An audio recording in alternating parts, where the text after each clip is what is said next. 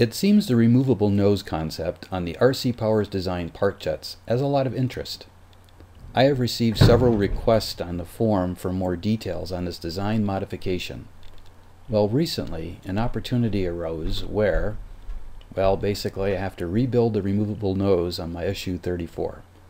So I thought I would capture the rebuild process and put together this video. We'll start with a short clip from an earlier video I did where I introduced this design concept and demonstrated it in action. Then I'll show you how to do the rebuild. My maiden flight went perfect. I was very happy with it. On my second flight, my receiver malfunctioned 3 times at the far end of the field while I was in a turn.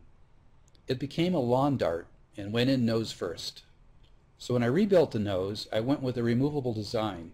I also replaced the orange RX with a Spectrum receiver.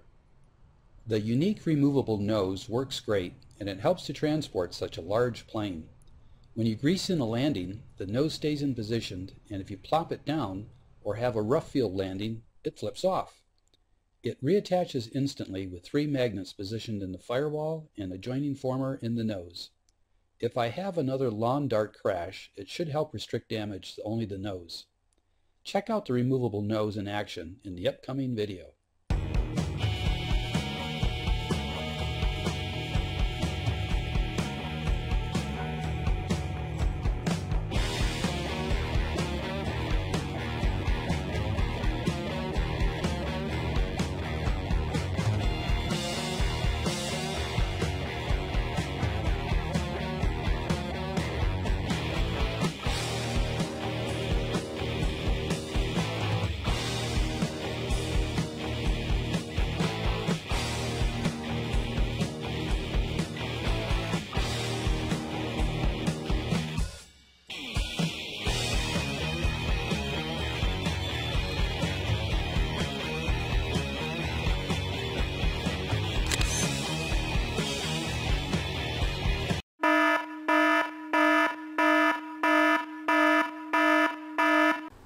Well, I didn't say it was an indestructible nose. So it's time to rebuild, and here's the process. Go back to your purchase plans for the nose. On my Su-34, I needed the front 9 inches of the nose. That corresponds to page 19 and 20 of the tiled plans. I also need to create a new former seen here to attach the new nose to the adjoining firewall. I used the main fuselage as a template, drew the shape on paper, and then downsized it around the circumference by 6 millimeters, or equal to the thickness of the foam. You will also need to cut out the nose former on page 5 of the Su-34 tiled plans. Here are all the parts cut out of the 6 millimeter Depron foam. I use fiberglass drywall tape and foam tack here to add strength and aid in assembling the 3D nose. I use epoxy for most joints and to glue foam to foam. Foam tack would work as well, but I think epoxy is stronger, but perhaps a bit heavier, so you decide the trade-offs. Plan on using plenty of pins and tape to hold the parts in place until the glue sets. Let the glue dry overnight, then your nose is ready for sanding. Here's the sanded nose. Next, I'll reinforce the nose with fiberglass tape in the areas that will get the most abuse. The front 1/3 of the nose and the entire underside.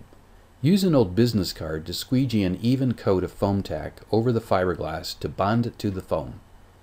After the foam tack has cured, I apply a generous coat of lightweight spackling, which you can get wherever paint is sold, to the joints and areas where the fiberglass tape was applied.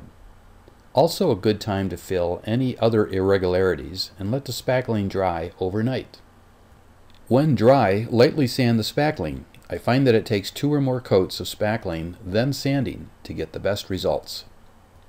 Now it's time to apply the magnets to the new nose former plate. I cut a piece of wax paper as shown here to cover the firewall and its existing 3 magnets.